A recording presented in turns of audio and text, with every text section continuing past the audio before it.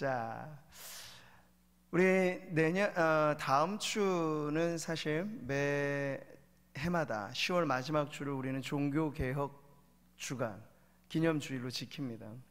혹자는 그게 그리 중요한 절기도 아닌데 중요한가 생각하시는 분들이 계신데요. 대한예수교 장로회라고 하는 우리 교회 이름명 앞에 붙어있는 이게 아주 중요한 정체성이거든요. 근데 그 뿌리가 어디에 있는가 하면 이 종교개혁으로부터 장로교 운동, 이 모든 것들이 사실은 나온 거죠. 이제 올해로 502주년이 되는 그런 해이거든요. 그래서 저는 원래는 좀 좋은 이 부분에 강의를 할 수 있는 분을 미리 좀 섭외해서 다음 주 오후 차양 예배 때 강사를 좀 세우려고 했는데 저희가 성찬식이 좀 진행되는 관계로 강사를 모시지는 못하겠는데요. 어쨌든 저희가 해마다 어떤 교회의 뿌리, 근간이 될 만한 역사는 잊지 말고 반드시 기억을 해야 합니다. 한 국가의 역사의 기념일도 중요하다면 우리는 사실 그보다 더 넓은 의미에서 초대교회로부터 2000년 교회의 역사가 지나오는 동안 그 족적이 아주 선명하게 새겨져 있는 이 중요한 역사의 변곡점을 기억해야 한다는 것이죠. 502주년을 앞둔 종교개혁 기념이 어떤 역사적 의의가 있겠는가에 대해 생각해 보면 교회를 교회되게 하는 운동이었다 하는 점에서 큰 의미가 있습니다. 그렇다면 여러분, 교회를 교회되게 한다는 건 뭘까요? 여기서 우리가 잊지 말아야 될 참된 교회의 세 가지 표지라는 것이 있습니다.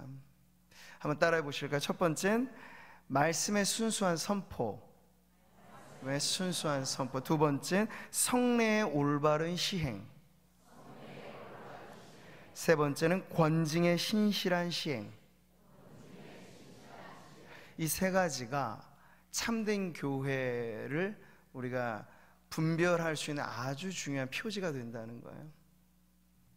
근데 보면 현대 교인들은 말이죠, 먼 거리로 이사를 가거나 부득이한 관계로, 물론 개인의 또 여러 가지 많은 사정 때문에 교회를 옮기셔야 될 때가 있어요. 근데 무슨 기준을 가지고 교회를 정하는가 보면 그 성도의 신앙의 기본기를 알 수 있어요. 근데 대부분 요즘에는 어떤 기준들이 우세할까요? 담임하는 목사가 누구냐, 교회 건물이 어떠냐, 주차장은 확보가 되어 있는가, 아이들을 향한 편의시설은 있는가. 물론 이런 것들이 점검하는데 중요한 기준일 수 있습니다. 그런데 그보다 핵심을 빼놓고 부차적인 기준만을 가지고 교회를 정해버리면요, 나중엔 빼도 박도 못하는 거예요. 근데 정말 그 교회를 잘 아셔야 되잖아요. 근데 어떤 기준을 가지고 그 교회가 바른 교회냐, 건강한 교회냐라고 했을 때 다른 많은 특징적인 차이는 있겠습니다만 이 세 가지는 아주 중요한, 없어서는 안 될 매우 핵심의 문제라는 거예요.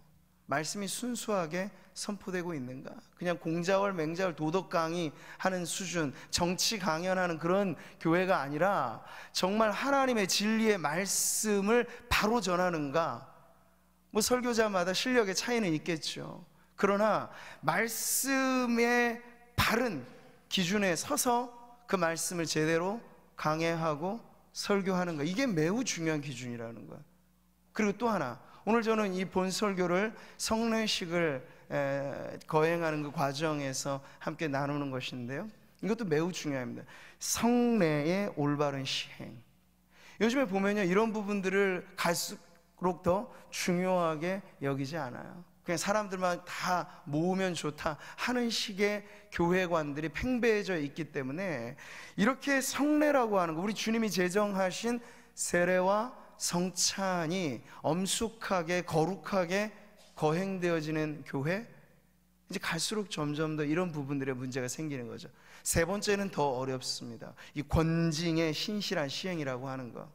교회 내 명명백백하게 이단의 문제로 결부가 되어 있다.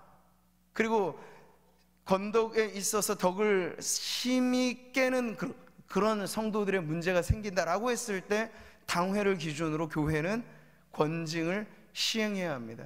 그 목적 자체는 누군가를 축출하기 위한 게 아니라 그를 다시 회개케 하기 위한 목적으로 이 권징이라고 하는 것도 매우 중요한 내용이 될 수 있어요. 근데 이 세 가지를 얼마나 중요한 가치 판단의 기준으로 정하는가. 근데 교회도 성도들도 이런 교회, 이것은 우리 종교개혁 이후에 믿음의 선배들이 반드시 있어야 될 공통분모로서 정한 세 가지라고 하는 점에선 이건 역사적인 뿌리가 있는 표지인 거예요. 그런데 이런 점에서 우리가 성례를 시행하고 앞으로도 바른 교회로, 그러니까 좋은 교회라고 하는 것이 바른 교회와 어느 정도 일치가 되어야 되잖아요. 근데 나의 유익과 만족을 위해서 내게 어떤 편의를 제공하고 나의 즐거움과 내 만족을 주는 그런 교회는 많이 있을 수 있어요. 그런데 그 교회가 진정 말씀의 올바른 선포가 있고 성례를 거룩하게 시행하고 또 말씀에 따라서 교회의 거룩함을 지키기 위해서 때로 필요하다면 권징을 하는 교회인가 라고 하는 이 기준은 다른 어떤 것과도 타협할 수 없는 매우 중요한 기준이 된다는 거죠. 그런 기초 위에 우리 개인의 성도들의 신앙이 세워져야 어떻습니까? 환경이 사실은 더 중요하잖아요. 나무 한 그루가 어디에 심겨져 있느냐가 중요한 거예요. 좋은 옥토에, 좋은 토양에 심겨진 나무는 계속 자라겠죠. 열매도 맺겠죠. 그런데 돌밭에, 그리고 나무 뿌리가 잘 내려지기 어려운 그러한 척박한 곳에 심겨지게 되면요, 시간이 지나갈수록 오히려 메말라가고 열매는 기대할 수조차도 없는 그러한 나무로 변하게 될 거란 말이죠. 이런 점에서 우리 개인의 성도의 신앙과 교회의 공동체가 가지고 있는 그 올바름, 이것은 서로 매우 직결되는 문제라고 할 수 있겠습니다. 그래서 저는 앞으로도 이 오후 찬양 예배 시간이 여러 가지 많은 행사들도 있고 순서들도 있습니다만, 이 주일의 오전 예배, 금요 철야, 수요 예배는 각각의 또 그 특징들이 있는데요, 이 오후 찬양 예배 때는 기초적인 신앙, 성도들에게 있어서 진정 1년 정도 우리 구미 상모교회에 출석했다, 그리고 5년, 10년 지나면 지날수록 이 예배에 출석하는 것이 그냥 아무런 신앙의 진전에 도움이 없는 그러한 신앙이 아니라 가면 갈수록 신앙의 기초가 반듯해지고 믿음의 도리를 우뚝 세워서 신앙하며 산다는 것이 가면 갈수록 더 보배로운 성도들로 세워나가는데 그런 유익한 말씀이 전해져지는 그런 자리가 되었으면 좋겠습니다. 유비무환이란 말을 여러분 아시죠? 일이 터지고 나면 해결이 사실은 어렵습니다. 이단의 문제가 어려운 건요, 일이 터지고 난 다음에는 수습이 어렵기 때문에 그래요. 이미 이단의 사상에 물든 성도들을 다시 빼낸다는 건 참으로 어렵습니다. 근데 그러기 전에 이미 성도들에게 꾸준히 교회의 올바른 표지대로 말씀을 바르게 가르치고 성례가 올바르게 시행되고 권증이 확고한 기준 안에 서게 되는 그런 교회의 기품을 가지고 그 안에 성도들의 신앙이 자라가도록 만들게 되면요, 평상시에 건강한 그 영혼을 통해서 이단의 사상이 들어오려고 해도 들어올 수 없는, 틈을 내주지 않는 그런 성도가 되게 될 줄 믿습니다. 오늘 그런 점에서 우리는 참된 성도의 표지로서 부르심에 합당한 삶에 대해서 간략하게 말씀을 살펴보겠습니다. 오늘 말씀은 데살로니가 교회를 향한 사도 바울의 기도입니다. 두 번째 편지인데요, 데살로니가 교회라고 하면 사도 바울의 2차 전도 여행의 과정에서 개척된 교회였습니다. 사도행전 17장에 그 역사가 잘 나오는데요, 기막힌 것은 3주 정도의 짧은 복음의 사역을 하였던 그곳에 교회가 세워졌다는 거예요. 근데 그 교회가 사그러들지 않고 가면 갈수록 더 융성해지고 건강해지는 모습을 보면서 바울이 그들에게 편지를 보내는 내용이죠. 어떻게 이런 짧은 일정 중에 3주간의 복음 사역이었는데도 불구하고 반듯한 교회가 섰을까? 그 비결은 이것이 사람의 노력과 말로서만이 아니라 복음 안에 담겨져 있는 성령의 능력이 나타났기 때문이에요. 바울이 그것을 이렇게 말하죠. 같이 한번 읽겠습니다. 이는 우리 복음이 너희에게 말로만 이른 것이 아니라 또한 능력과 성령과 큰 확신으로 된 것임이라. 그 결과로서 세워진 교회가 데살로니가 교회였어요. 그러니 이 교회만 생각하면 바울은 자다 깨도 감사하고 이 데살로니가 교회만 생각하면 기쁨에 겨워 감사가 넘쳐나는 거예요. 그럼 여러분 보세요. 이 편지의 서두에서도 이런 감사를 말하죠. 형제들아, 우리가 너희를 위하여 항상 하나님께 감사할지니 이것이 당연함은 너희의 믿음이 더욱 자라고 너희가 다 각기 서로 사랑함이 풍성함이니. 멀리 떨어져 있어도 교회에 대한 소식을 듣잖아요. 근데 그 소식이 매일 서로 티격태격 한다는 소식을 들으면 얼마나 마음이 아프겠어요. 근데 그게 아니라 서로 사랑하고 있대요. 믿음이 연약해진 것이 아니라 가면 갈수록 더 단단해지고 있다는 소식을 들을 때 바울의 기쁨이 넘쳐난 거죠. 이게 어디 바울 개인의 기쁨이겠습니까? 하나님 마음의 기쁨이죠. 저는 우리 구미상모교회를 향한 하나님의 기쁨도 이와 같기를 바랍니다. 우리 교회를 하나님께서 늘 바라보실 때 외형이 어떠하냐 보다도 언제나 중요한 건 성도들의 신앙이 자라가고 있느냐, 성도들이 믿음 위에 반드시 서가고 있는지, 서로 사랑하고 있는지, 그리고 하늘의 소망을 잃어버리지 않고 천국 나그네처럼 그렇게 거룩하게 살고 있는지, 하나님의 관심은 바로 거기에 있는데 그 관심 어린 하나님의 시선이 우리 성도 개개인을 향할 때 언제나 미소 짓고 기뻐하시는 그런 교회가 되기를 바랍니다. 자, 오늘 말씀에서 데살로니가 교회를 향한 사도 바울의 기도, 그 첫 번째 내용은 이것이에요. 11절의 말씀인데 다시 한번 읽겠습니다. 이러므로 우리도 항상 너희를 위하여 기도함은 우리 하나님이 너희를 그 부르심에 합당한 자로 여기시고. 자, 여기 나오죠. 부르심에 합당한 자. 이 부름받은 자, 이게 바로 성도를 거룩하게 하는 매우 중요한 표현입니다. 왜냐하면 우리를 부르신 이가 누구신가에 따라 그 부르심이 결정되기 때문에. 근데 우리를 부르신 분은 누구십니까? 거룩하신 하나님이세요.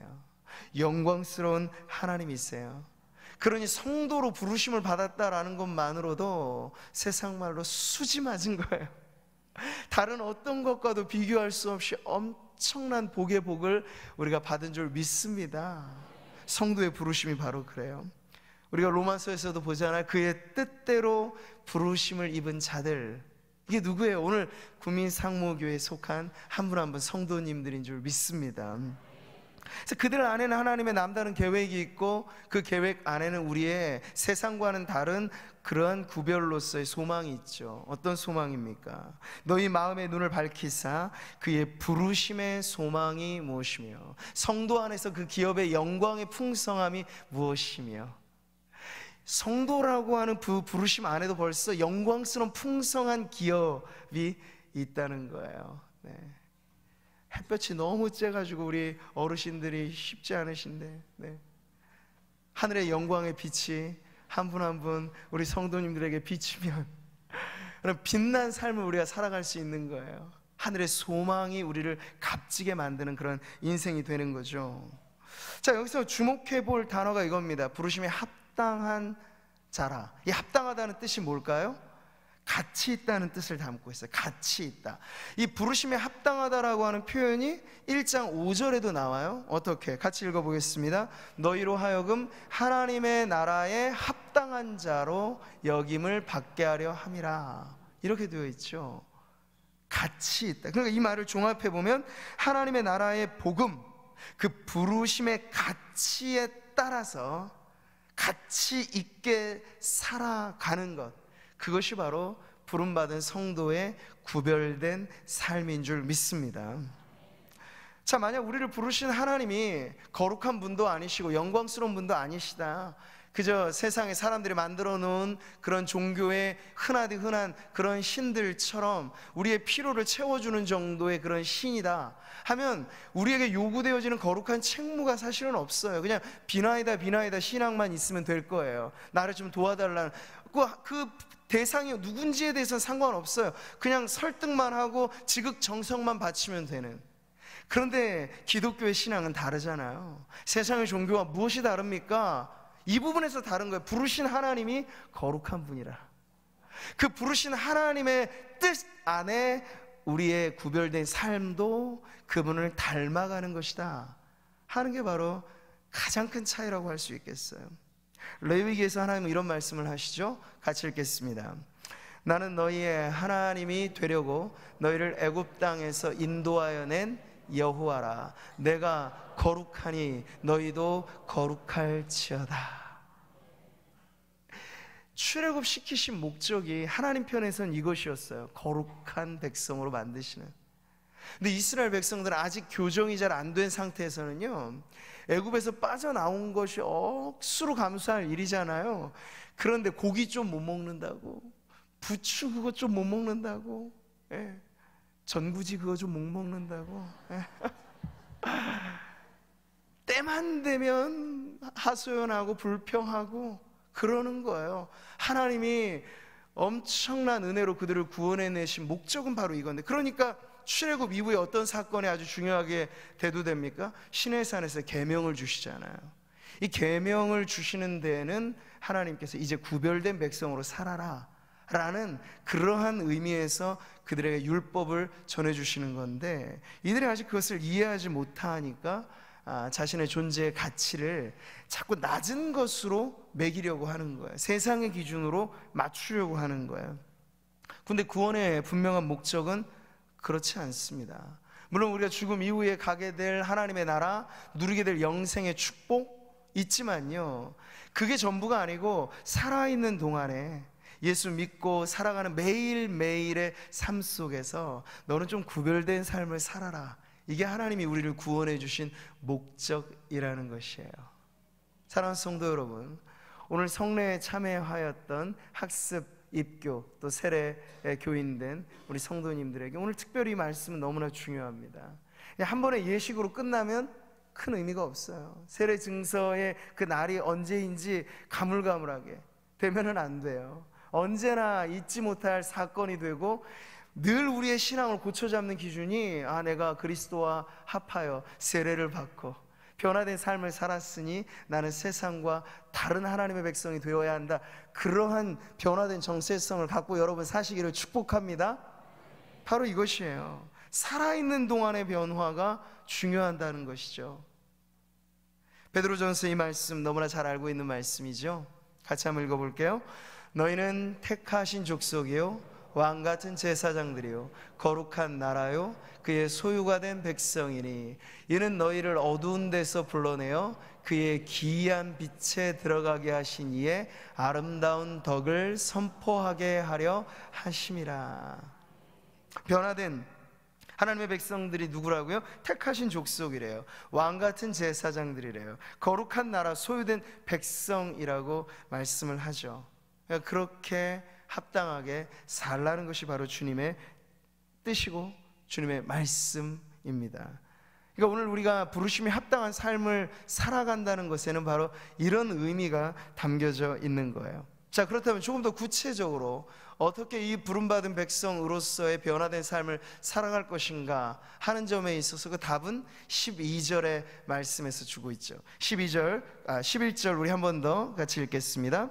우리 하나님이 너희를 그 부르심에 합당한 자로 여기시고 모든 선을 기뻐함과 믿음의 역사를 능력으로 이루게 하시고. 자, 여기 첫 번째, 선한 것을 기뻐하는 삶을 사십시오. 이것이 바로 부르심에 합당한 삶입니다. 선한 것을 기뻐하는 삶. 선은 무엇입니까? 악의 반대편이겠죠. 그러니까 선을 기뻐한다는 건 반대로 악을 미워한다는 거예요. 그래서 성경은 악은 어떤 모양으로든지 그 이름도 부르지 말라고 그렇게 말하고 있죠. 근데 오늘날의 세상을 보세요. 옛날에는 타부시했던 것들, 근데 요즘에는 다 인권이니 뭐니 하면서 들추어내잖아요. 그저 부끄러운 일들을 공공연하게 자행한다는 차이밖에 없어요. 근데 이게 발전입니까? 아니죠. 소돔과 고모라 판으로 바뀌어지게 되는 거예요. 동성애니 뭐니 이런 것들이 현대적인 문제가 아니에요. 예전부터 있었어요. 근데 예전에는 다 숨겨왔고 부끄러운 일이라고 생각했어요. 죄라고 여겼어요. 근데 지금은요, 그게 인권이래요. 소수자의 권리래요. 그러면서 그걸 들추어내면서 그네 가만히 내버리라고 하고, 큐어 축제 같은 거 보세요. 얼마나 난잡한지 몰라요. 근데 공공연하게 그런 행진을 하면서 그네들의 그것이 권리 인장 주장되는 사회, 그게 어떤 사회냐고요? 소돔과 고모라처럼 되어지는 세상이라고요. 근데 여러분, 그리스도인들로서 이것을 그저 보는 것입니까? 아니죠. 거룩한 분노가 있어야 한다는 거죠. 선을 기뻐하는 것은 악을 미워하는 것이고, 악은 어떤 모양으로든지 버리는 그러한 결단이 함께 필요하다는 거죠. 요즘 우리가 살아가는 세상을 보시면 악인들의 전성시대예요. 악한 자들이 출세하고 한몫 단단히 거머쥐고, 그래서 마음대로 살아요. 법 없이도 살아요. 잘 산다는 의미에서가 아니라 무법천지로 만들어가고 있다는 거죠. 법이 법대로 시행되지도 않아요. 이게 악인들의 전성시대인데, 근데 여러분 어떻게 합니까? 그리스도인들은 이런 시대를 살아가더라도 1세기 그리스도인들로 말하자면, 오늘 오전에도 설교를 했습니다만 소수자죠. 그야말로 신앙인들이. 근데 그것을 어떻게 나중에 전복시키냐면, 그들의 방식은 99%가 악한 사회라 하더라도 1%의 선에 그들의 희망을 두는 거예요. 모든 사람이 다 악하게 사니 너나 나나 할 것 없이 기준 없이 살아가니까 우리도 그렇게 살아도 되겠지. 그게 아니고 1%의 기준을 잃어버리지 않는 거예요. 이게 하나님의 말씀이고 하나님 기뻐하시는 바다라고 하면 거기서부터 확장시켜 나가는 거죠. 그래서 처음엔 소수로 출발한 그리스도인들이 나중엔 거대한 로마 제국을 무력에 의해서가 아니라 신앙의 힘으로 뒤집어 놓습니다. 바로 이런 변화가 오늘 우리에게도 교회의 영광스러움이 회복된다는 건 바로 이런 거예요. 교회가 무엇으로 세상을 바꾸겠습니까? 정치로, 돈으로, 힘으로? 아닙니다. 우리의 믿음이 세상을 바꾸는 힘이 되는 줄 믿습니다. 우리의 사랑이 세상을 뒤바꿔 놓는 강력한 힘이 되는 줄 믿고요, 세상과 다른 우리의 소망이 이 세상에 살만한 세상으로 변화시켜 나아가는 저력이 되어야 할 줄 믿습니다. 그러니까 옛날에 유행했던 민중신학이라든지 사회복음 이런 것들을 주장했던 사람들은요, 악한 세상을 바꾸어 보려고 하는 의부는 있었는데 방식이 선하지 않았어요. 세상이 악하게 나온다 그러면 우리도 더 이에는 이 눈에는 눈이니까 총칼을 들고 막아야지, 이런 방식이었어요. 민중의 신학이라고 하는 건. 근데 그건 잘못된 방식이죠.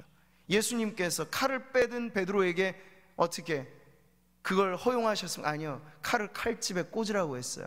칼로 일어선 자 칼로 망한다. 하나님의 나라는 총칼로 전진하는 나라가 아니고 사랑으로 확장되는 나라이기 때문에 우리가 악한 세상을 변화시킬 때 악한 방법으로서가 아니라 선으로 악을 이기는 방식으로 세상을 변화시켜 나가야 될 줄 믿습니다. 가브리엘스 오보에라고 하는 아름다운 오보에 선율로 유명한 미션이라고 하는 영화, 그 당시에 제국주의가 횡행하면서 그와 더불어 선교가 되어졌던 배경에서 만들어진 아름다운 영화인데요, 거기 보면 주인공 두 명이 나중에 대립을 합니다. 신부 가브리엘 신부와 그리고 나중에 뒤늦게 신앙을 가졌던 회심자 멘도자라고 하는 사람. 이 사람은 노예 사냥꾼이었는데 어떻게 회심을 해서 그 선교의 사역에 동참을 합니다. 그런데 나중에 이 원주민들에 대한 폭정과 폭력으로 무력의 탄압이 가해지게 될 때 이제 갈리게 되는 거예요. 예전에 그 근성이 바뀌지 않았던 이 멘도자라고 하는 사람은 우리 선량한 원주민들을 저렇게 총칼을 앞서 오면 우리가 가만히 있으면 다 죽을 판이니 우리도 총칼로 막았어야 됩니다. 무력은 무력으로 이겨내야 됩니다. 이런 주장을 펼쳤어요. 그런데 또 한 축을 이루고 있는 주인공 가브리엘 신부는 그렇지 않고, 만약 무력이 승리한다면, 옳다면 사랑은 설 자리가 없습니다 라는 말로써 비폭력적이고 무저항적인 그러한 행진을 하면서 순교를 당하는 이 영화의 마지막 클라이막스는 바로 그러한 장면으로 이어지게 되는 거죠. 바로 그렇습니다. 선을 기뻐한다는 건 그 선을 기뻐하는 방식과 악을 이겨내는 방식, 그냥 기뻐하는 마음뿐만 아니라 삶의 방식조차도 선함을 드러내야 한다는 것이에요. 근데 오늘날 우리 세상은 보시면 알겠습니다만 의로운 사람들은 많아요. 제각기 다 의분을 가지고 의분에 넘쳐나는 사회가 오늘 우리의 사회가 아닌가 싶어요. 그런데 왜 해결이 안 됩니까?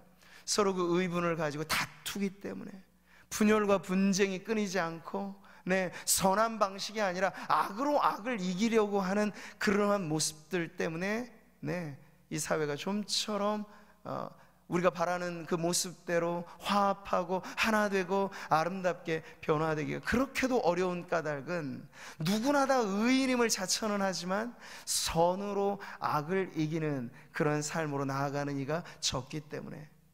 자, 그런데 이 사회를 누가 변화시킬 수 있을까요? 바로 저와 여러분, 우리 구미 상무교회가 바로 이 지역사회 안에서부터 그 선함을 드러내면서 세상과 다른 방식으로 우리가 살아가면서 세상과 다른 방식으로 섬겨가면서 조건을 뛰어넘어서 돌봐주고 우리 교회의 이름이 아니라 주님의 이름을 드높이는 곳이라면 기꺼이 헌신하는 자리에 낮아지는 그러한 방식으로 섬겨나가게 될 때 이 땅이 변화되게 될 줄 믿습니다. 선하신 하나님의 이 삶의 부르심대로 살아가면 이제 우리가 사실은 좀 부담이 느껴지게 되죠. 이 세상의 기준만으로 살아가도 힘든데 어떻게 1%의 선을 주목하고 그 선으로부터 출발해서 선한 방식으로 세상을 바꿔나가는가, 이게 참 힘들게 느껴지는데, 그렇기 때문에 오늘 말씀은 그것 우리의 힘 가지고 하라고 말하고 있지 않아요. 그 선한 일을 이루어가는 데 있어서 무엇을 제공해 주느냐, 바로 하나님의 능력을 우리들에게 소개해 주고 있다는 것이죠. 여러분, 선함, 이 성령의 열매입니다. 양선하고 원사님도 계시죠? 네, 선함, 굿니스 이런 거예요. 선하다, 참 좋다. 근데 이게 사람이 맺는 열매가 아니고 성령이 우리 안에서 맺으시는 열매라고 하는 거죠. 선으로서 악을 이긴다. 인간의 힘, 인간의 능력이 아니고 성령의 능력이 우리를 통하여 나타날 때 바로 그런 능력으로 이 땅이 변화되게 되는 줄 믿습니다. 그래서 역사하는 믿음의 능력을 통해서 부르심에 합당한 삶을 살라는 것이 오늘 말씀이에요. 믿음의 능력, 역사를 능력으로 이루게 하시고, 이게 바로 오늘 말씀이잖아요. 자, 역사하는 성도의 믿음이야말로 우리에게 가장 강력한 힘이 된다는 걸 알려주고 있는 것이죠. 그리고 끝으로 오늘 말씀은 이 모든 것을 통해서 부르심에 합당한 삶의 결론은 이것으로 가르쳐 주는데요, 종교개혁의 5가지 슬로건 중에 2가지가 이거예요. 오직 그리스도, 오직 하나님의 영광을 위하여. 오늘 12절의 말씀이 그것을 가르치잖아요. 같이 읽어보겠습니다. 우리 하나님과 주 예수 그리스도의 은혜대로 우리 주 예수의 이름이 너희 가운데서 영광을 받으시고. 이게 바로 부르심에 합당한 삶을 살아갈 때 우리가 잘 살고 있는가 그렇지 않은가를 점검해보는 결론적인 내용이라고 할 수 있겠어요. 우리가 성도로서 한평생 다 살 때 우리의 뒤에 남아있는 족적에 그리스도께서 영광을 받으신다.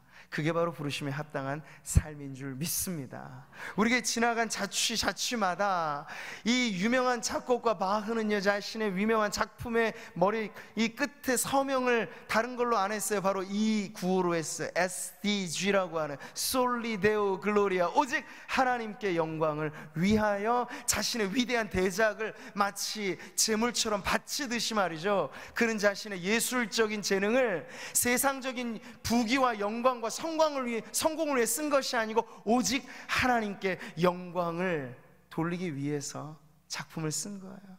음악의 아버지가 괜히 된 것이 아니죠. 하나님의 영광을 위해서 그 한평생 자신의 재능 아낌없이 살아간 결과가 그랬다는 거죠. 자, 오늘 말씀 통해서 우리 오늘 성례식에 참여했던 학습, 입교, 세례받는 우리 모든 성도님들에게 다시 한번 오늘이 여러분의 인생의 새로운 이정표가 되기를 축복합니다. 제목만 잊지 않으셔도 좋아요. 부르심에 합당한 삶을 사십시오. 한번 따라 볼까요? 오늘 성례식에 참여했던 분들만 시작. 부르심에 합당한 삶을 살라. 아멘이세요? 네. 더불어서 우리 함께 예배하는 우리 모든 성도님들에게도 우리가 매 주일을 이렇게 징검다리식으로 살잖아요. 또 다음 주일이 벌써 우리는 기대가 되는데, 근데 한 주간이 진공 상태가 되면 안 돼요. 월, 화, 수, 목, 금, 토도 예배의 연장이고 예배의 확장이고 우리가 걸어가는 곳이 길이 되고 우리가 예배하는 그곳에 하나님의 임재가 함께 하시는, 여러분의 삶의 자리, 여러분의 사업장, 여러분의 가정, 여러분의 일터 속에서 부르심에 합당한 삶을 사시기 바랍니다. 그러한 성도들의 모습을 보실 때 하나님이 한박 웃음을 지으실 거예요. 하나님의 기쁨을 안겨드리는 부르심에 합당한 성도의 삶을 우리 모든 성도님들이 아름답게 살아가시기를 주님의 이름으로 축복합니다. 우리 같이 찬양하고 기도하겠습니다. 오늘 하나님께서 우리에게 분부하신 말씀대로 성례를 거행할 때 우리 교회가 다시 한번 건강하고 참된 교회의 표지를 드러낸 것이에요. 성례의 올바른 시행, 이것이 얼마나 우리에게 복된 자리인지 모릅니다.